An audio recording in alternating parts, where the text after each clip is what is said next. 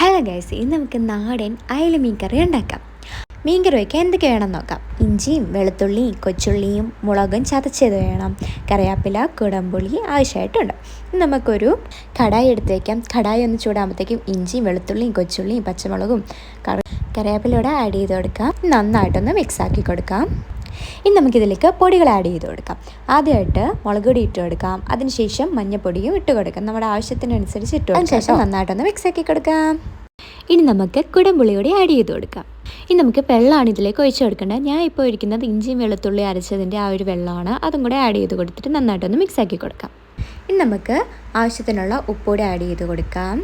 ഉലുവാപ്പൊടി കൂടെ ആഡ് ചെയ്ത് കൊടുക്കാം. ഇനി നമ്മുടെ മീൻ കറിയിലെ മെയിൻ ഇൻഗ്രീഡിയൻ്റ് ആയ മീനിനെ കൂടെ നമുക്ക് ഇട്ട് കൊടുക്കാം. ഇനി നമുക്ക് കറിവേപ്പില കൂടെ ആഡ് ചെയ്ത് കൊടുക്കാം. ഇനി നമ്മുടെ മീൻകറി കുക്കാവുന്നവർക്ക് വെയിറ്റ് ചെയ്യാം. ആൻഡ് ഫൈനലി നമ്മുടെ ടേസ്റ്റി മീൻകറി ഇവിടെ റെഡി ആയിട്ടുണ്ട്. ബൈ.